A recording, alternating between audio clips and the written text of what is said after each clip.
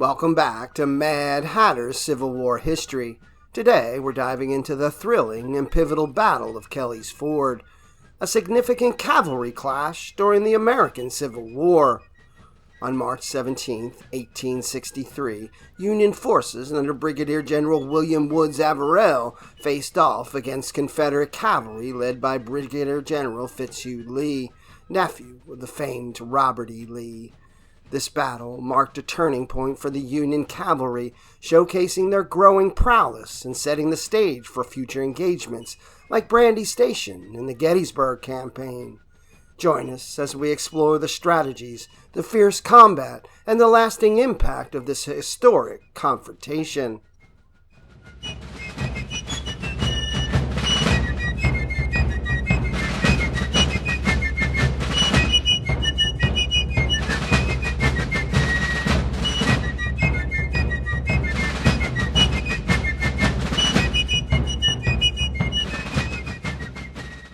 Fighting Joe Hooker was fighting mad when he summoned his chief of cavalry, Brigadier General George Stoneman, to his headquarters at Falmouth, Virginia, on February 26, 1863. Having lavished much care and consideration, including arms, equipment, horses, training, and better rations on his horse soldiers since assuming command of the Army of the Potomac in late January, Hooker expected a solid return on his investment. Instead, his mounted arm had just experienced another embarrassing blow, one that only mortified every member of the newly formed cavalry corps, but led Hooker to wonder if his efforts to revive the cavalry service had been in vain. The source of Hooker's ire was a recent cavalry foray by Confederate Brigadier General Fitzhugh Lee, Robert E. Lee's nephew. At Hartwood Church, Lee's troopers had captured a number of Federal troopers, along with their horses and equipment. Making the episode even worse from Hooker's point of view, Federal pursuit of the Confederate raiders had rapidly degenerated into a comedy of errors that led the raiders to escape unharmed. Hooker's rebuke of Stoneman notwithstanding, the consensus in the Army of the Potomac was that Brigadier General William W. Averell had been the man chiefly responsible for the debacle at Hartwood Church. As head of the 2nd Division of the newly constituted Cavalry Corps, Averell's command had been tasked with monitoring that part of the Rappahannock River line penetrated by the rebel raiders. It was his regiment, notably the 3rd and 16th Pennsylvania, 4th New York, and 1st Rhode Island, that broke and ran in the face of an unexpected Confederate attack. In a subsequent stormy meeting with Hooker, Averell shamefacedly reported on the particulars of the Hartwood episode, as well as the taunting note left behind by Fitzhugh Lee, chiding Averell for lax security and suggesting helpfully that the Union Brigadier leave Virginia, or, failing that, leave a bag of coffee for Lee the next time he fled.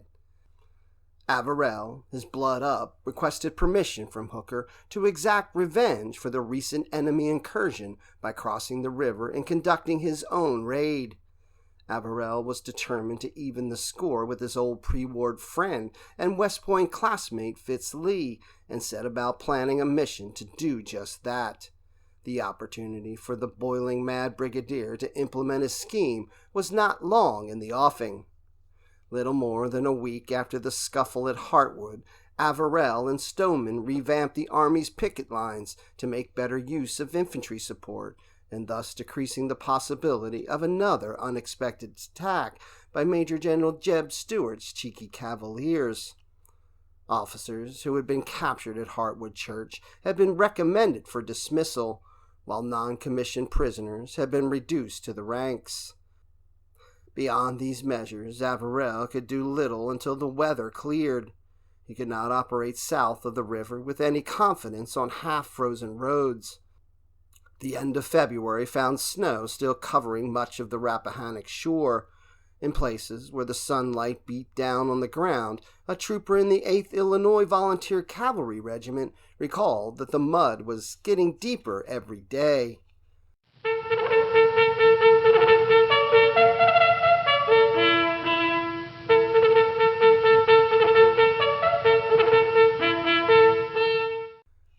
March brought the promise of moderate weather, but not much activity along the Army's front. By mid-month, weather conditions had improved enough for Hooker to plan a retaliatory strike against Stuart. On the 12th, he had Stoneman reconnoiter every Rappahannock River crossing between Falmouth and Kelly's Ford. The scouting mission turned up no rebels along that stretch of river, but did confirm that Fitz Lee's brigade was camped only 12 miles west of Kelly Ford, near Culpeper Courthouse. Brigadier General Wade Hampton's horse brigade was thought to be encamped in the same area. Lee appeared to have copied the same mistake Averell had made the month before by setting up a very thin picket line between his camp and the river. This was all the information Hooker needed. On March 14th, he instructed Averell to take 3,000 troopers and a battery of 6 artillery pieces and destroy the cavalry forces of the enemy reported to be in the vicinity of Culpeper Courthouse. The Army commander wanted to test the reaction of his opponent to a Federal crossing of the river. He would use Averell's raid as sort of a dress rehearsal for his own much-anticipated spring offensive. Hooker informed Averell that although Lee's main body lay at Culpeper Courthouse, a detachment of between 250 and 1,000 rebel cavalry with at least one piece of artillery was currently active north of the Rappahannock near the town of Manassas. This piece of intelligence would have a significant impact on the forthcoming mission. Averell intended to cross south of the Rappahannock River at Kelly's Ford. He knew the terrain, and that Kelly's Ford's road provided the shortest path to the enemy bivouac near Culpeper Courthouse. He would cross the river there.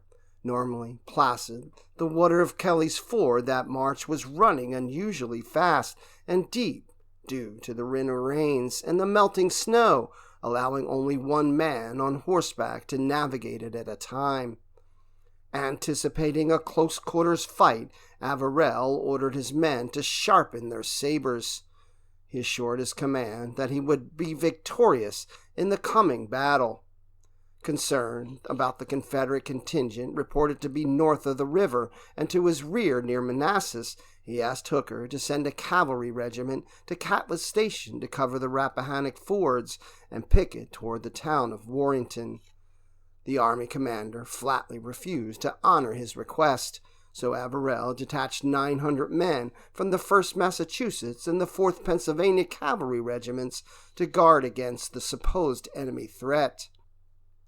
Early on the morning of March 16th, after drawing 1 day's forage for the horses and 4 days' rations for the men, the 2,100-man raiding party rode out of camp at Hartwood Church and advanced 20 miles to Morrisville, reaching the hamlet after dark.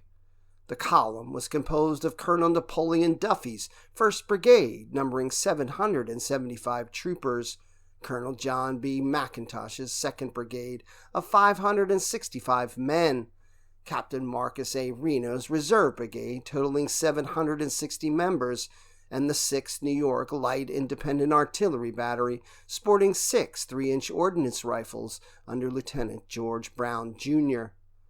At 1 a.m. on the 17th, the men were roused from their rest and ordered to move out. As the Federals traveled across the countryside, Averell covered his advance with a heavy screen of pickets and sent small parties ahead to observe the roads and fords to mask his approach to Kelly's Ford.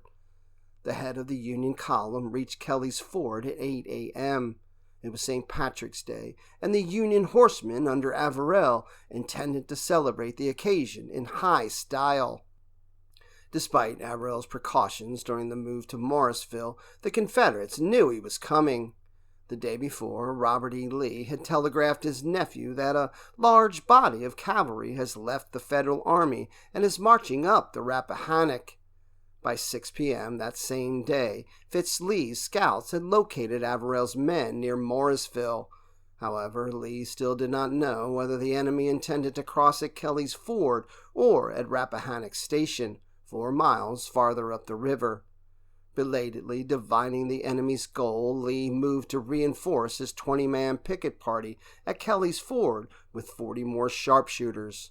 but only 11 of the newcomers had reached the ford by daylight. In addition, Lee ordered all the regiments of his brigade to send sharpshooters down the road leading from Brandy Station to Kelly's Ford. At Kelly's Ford, the Confederates nervously awaited the Yankees. Meanwhile, they constructed an abatis on the south side bank of the ford and manned rifle pits that had been dug along the shore over the winter. The defenders also occupied 2 houses that overlooked the ford, as well as a nearby mill race. As Averell neared, the Southerners had only 30 men defending the ford, with another 40 troopers 5 miles to the west, where the Orange and Alexandria Railroad and the road to Kelly's Ford split. Captain James Breckinridge of the 2nd Virginia Cavalry was in charge of the defense.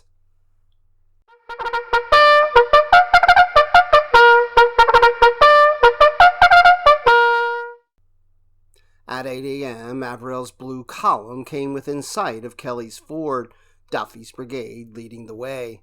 In advance of the column were 100 men from the 4th New York and the 5th U.S. Cavalry regiments, whose task was to dash across the ford and capture the Southern pickets on the other side.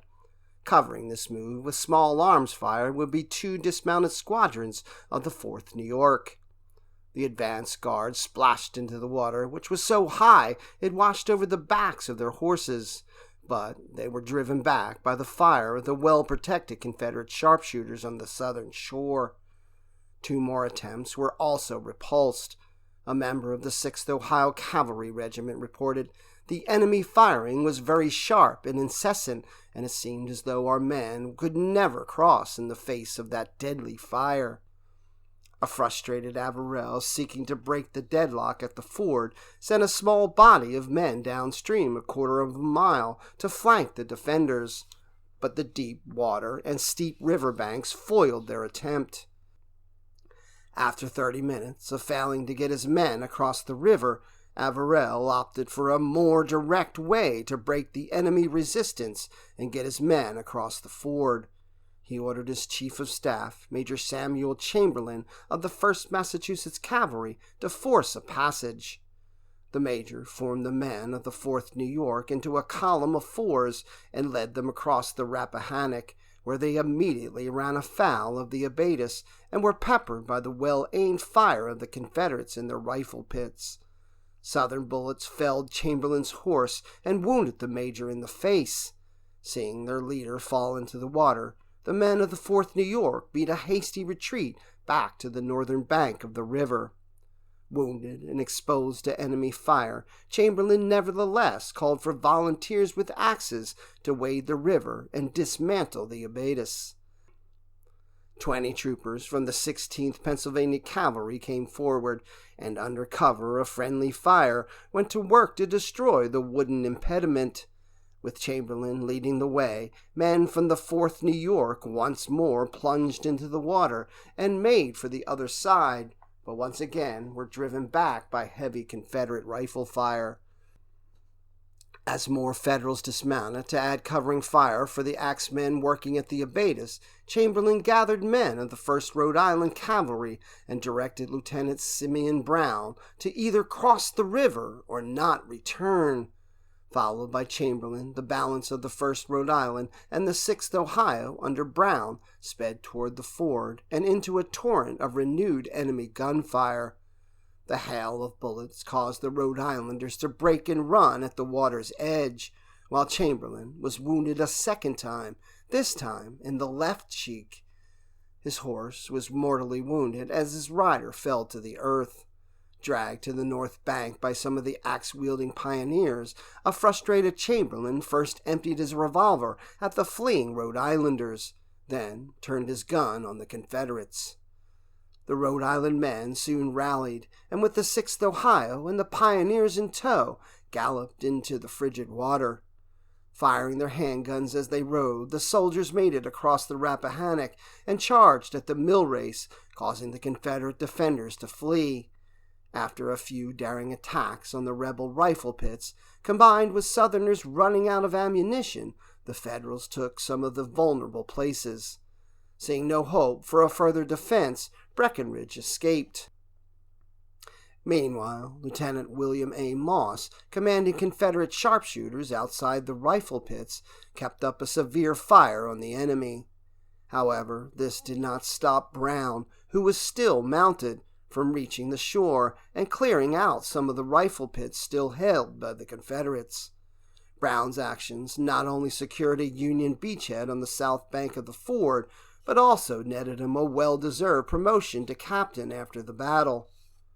Soon, the remainder of the Rhode Islanders crossed the river and broke the Confederate resistance at the ford, capturing 25 of the defenders as they tried to retreat. Over the next 2 hours, the abatis and the road over Kelly's Ford were cleared of obstacles, allowing Averell's division to finally cross the river. While giving his men time to water their horses and take a short breather, Averell rode ahead to scout the terrain beyond Kelly's Ford. He spotted an open plain 3/4 of a mile up the road toward Culpeper Courthouse, near the Wheatley farm, and surmised that it would be there that any future battle with Fitz Lee would occur. The brigadier formed his regiment and at 10:15 a.m. moved forward, leaving one squadron to guard Kelly's Ford. The blue-clad horsemen rode through the little settlement of Kellysville, consisting of a gristmill and 6 houses, and followed the road northwest toward the Orange and Alexandria Railroad. Duffy's men led the way, with the 6th Ohio deployed as skirmishers, with the 4th New York and 1st Rhode Island following as their support. The column moved slowly and cautiously, with scouts investigating every piece of wood they came to. McIntosh formed a line of battle along the woods and along a stone wall, while Reno's regulars stayed in reserve. All in all, it was a cautious advance, and missed any opportunity to catch Lee's regiments isolated and possibly beat them in detail. As noon approached, Confederate skirmishers in the nearby woods drove back their Union counterparts. In response, Brown brought up an artillery section and shelled the woods. The shelling drove out the enemy from their timber line, allowing Averell's command to push through the woods and form a battle line in anticipation of an enemy attack. As the Federals cautiously moved forward, they spied Lee's brigade drawn up for battle on the far side of a wide field. At 7:30 a.m., Lee, still at Culpeper, heard that Union cavalry was trying to cross the Rappahannock River at Kelly's Ford. Lee at once mounted his command, 800 men strong, and trotted off to engage his old friend Averell. His brigade was composed of the 1st, 2nd, 3rd, 4th, and 5th Virginia Volunteer Cavalry regiments, supported by a 4-gun horse artillery battery under Captain James Brethard. These Virginians, who had humiliated Averell at Hartwood Church, rode to Dean's Shop, a road junction about 1.5 miles from Kelly's Ford and 3 miles from Brandy Station, a stop on the Orange and Alexandria Railroad. After sending his supply wagons and disabled mounts back to Rapidan Station, Lee eagerly awaited Averell's arrival. Following in Lee's wake was Jeb Stuart, the Southern cavalry leader who had gone to Culpeper to preside over court-martial proceedings for one of his officers, heard the firing coming from the Federals' attempts to cross Kelly's Ford. With Stuart rode Major John Pelham, his 24-year-old chief of horse artillery. In his report concerning the battle, Stuart wrote later that, having approved of Brigadier General Fitzhugh Lee's plans for the conduct of the battle, I determined not to interfere with his command of his brigade, as long as it was commanded entirely to my satisfaction. Both Stuart and Fitz Lee were supremely confident that they would soon have the Yankees on the run back across the Rappahannock. As Lee surveyed the Federal line, his boss joined him. Lee told Stuart, "We are in a tight place," and then offered to turn the conduct of the pending fight over to Stuart. Stuart would have none of it, laughing, "No, you don't. I came as a volunteer and brought all the reinforcements I could find. Fitz, this is your fight. Command, and I obey." Lee replied, "I think there are only a few platoons in the woods yonder. Hadn't we better take the bulge of them at once?" Stuart agreed that Lee should commence the attack. While waiting for Averell to appear and believing he faced only a weak advance guard, Lee had deployed a dismounted squadron near the Wheatley farm.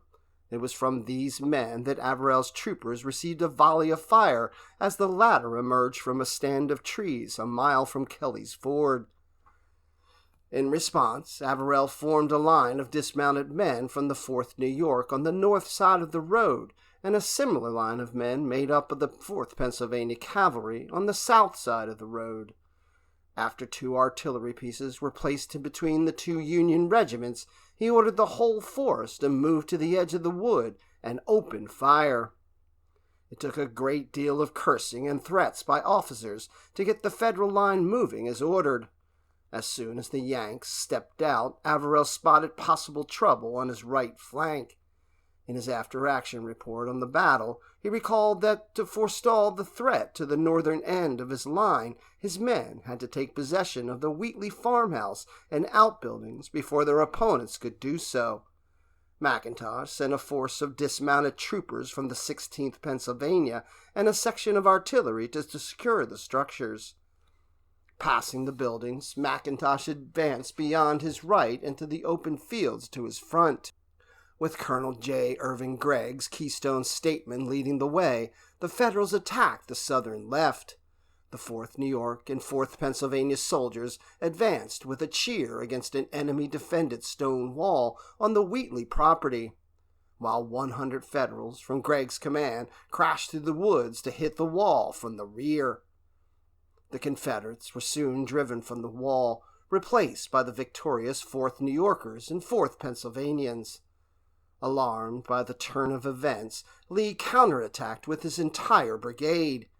After tearing down a rail fence to their front, the 3rd Virginia Regiment, hoping to flank the enemy, charged the stone wall in columns of 4. Riding into a hail of blistering Union fire, the Virginians veered to their left, showing their flank to the enemy, while they sought to find an opening in the wall.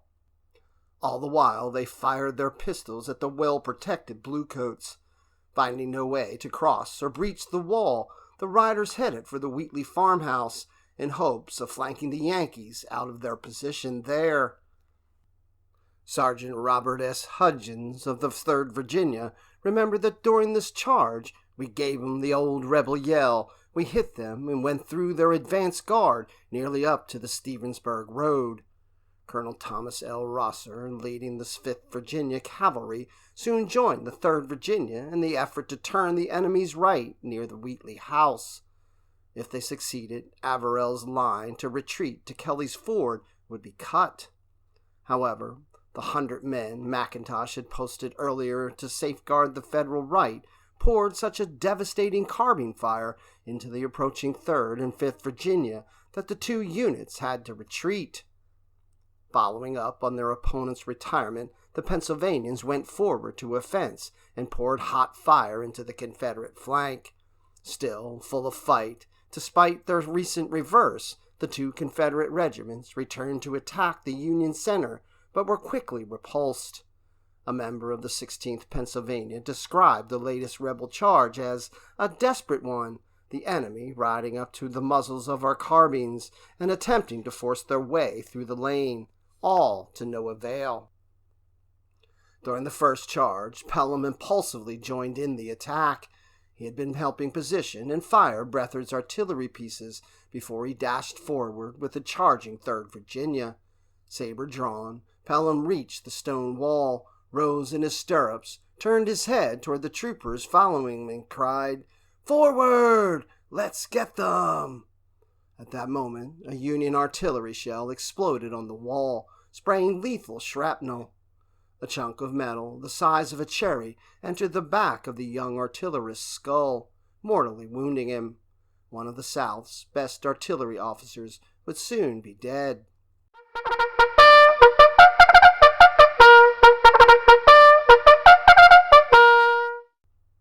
As the 3rd and 5th Virginia recoiled from the failed attack, Averell, uncertain of how large an enemy force might be lying ahead, allowed the Virginians to escape. A determined push against the shaken units by McIntosh might have caused them to quit the battlefield and clinch a singular Union victory at Kelly's Ford. But caution rode with Averell that day, and it meant that the two rebel regiments still posed a danger to the Union force. As McIntosh regrouped, Duffy formed the 1st Rhode Island, 4th Pennsylvania, and the 6th Ohio in front to the left of the Federal line, and ordered a mounted charge. He did this without seeking permission to do so from his division commander. He kept the 4th New York in reserve. As Duffy's men took off, Averell, taken aback by Duffy's unauthorized bold initiative, instructed Reno to advance 3 of his squadrons to support Duffy's attack, while the balance of the reserve brigade waited for orders to pitch into the fray. As Duffy's men rolled forward, led by the colonel, 2 squadrons of the 5th U.S. Cavalry joined the charge. Almost at the same instant, McIntosh's left flank units attacked. Lee led the 1st, 2nd, and 4th Virginia to meet Duffy's assault. Seeing Lee's men coming out of the woods, Duffy halted his movement. When the Confederate troopers came within 100 yards of the Federal line, the 1st Rhode Island plunged ahead to meet the rebels in the open field. The 6th Ohio and 2 squadrons of the 4th Pennsylvania followed on the right, while 2 squadrons of the 5th U.S. trailed on the Union left, supporting the Rhode Islanders.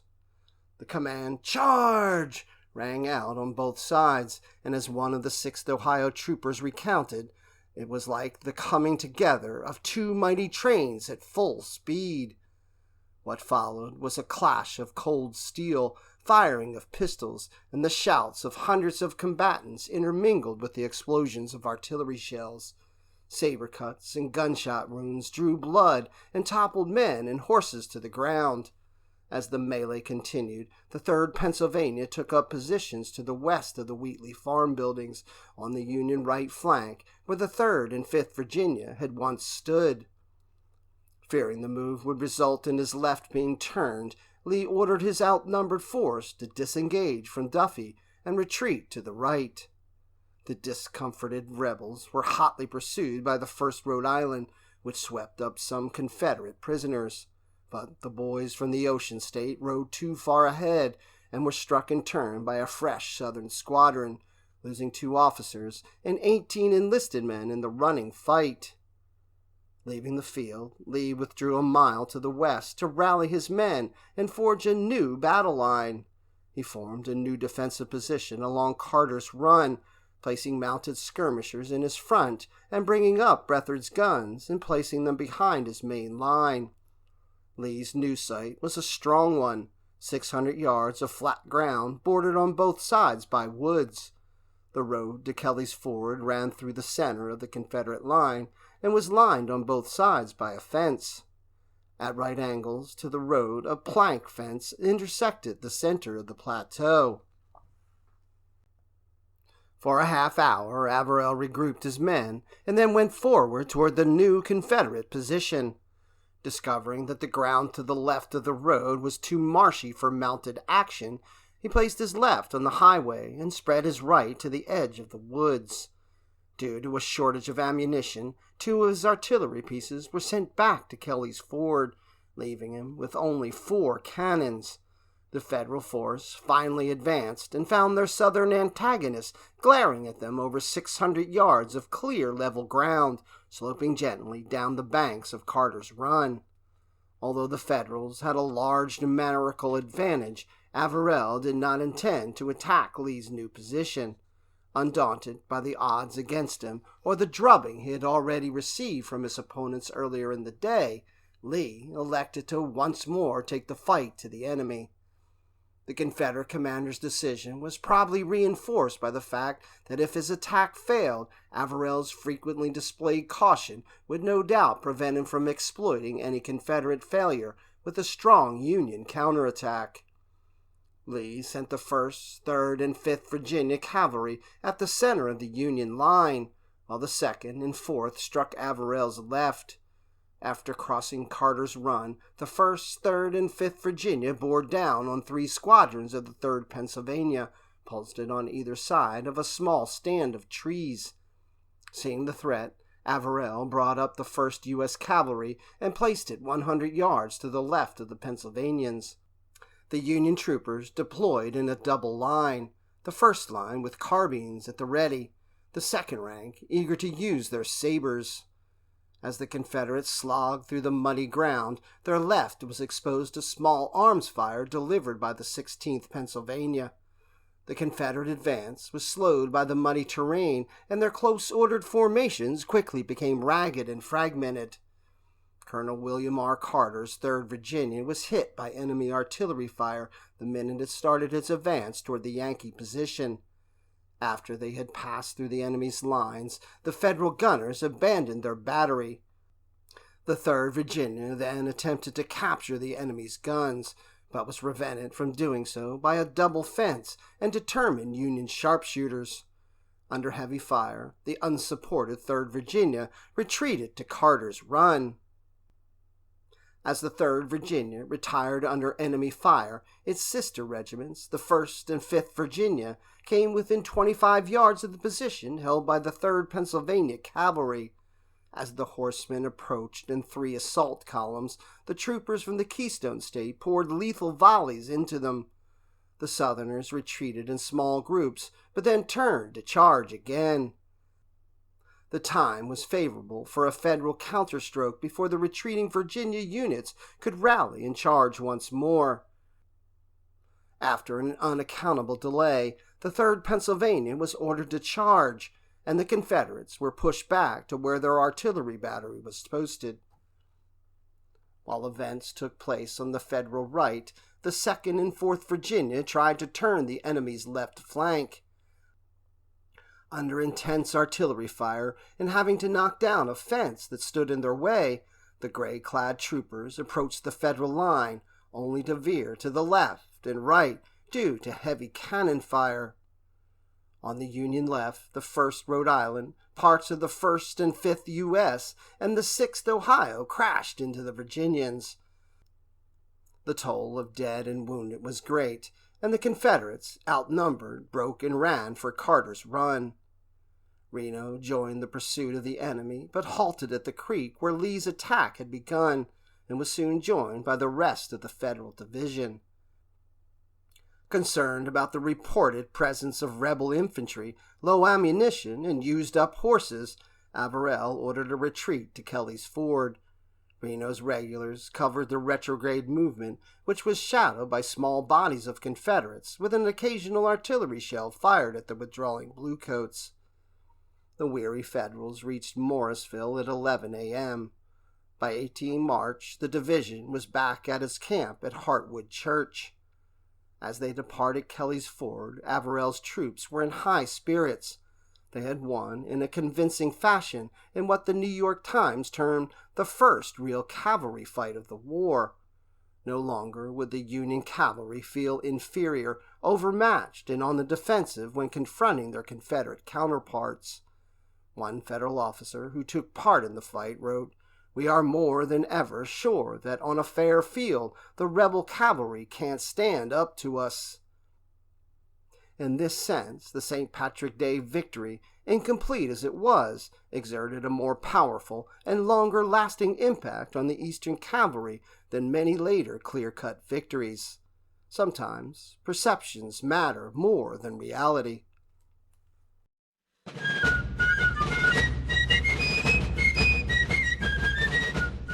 Thanks for watching this episode of Mad Hatter's Civil War History. Like, follow, and click the bell for notifications to ensure you see all of the latest content. As always, let me know if there's any other important events of the American Civil War you would like me to address.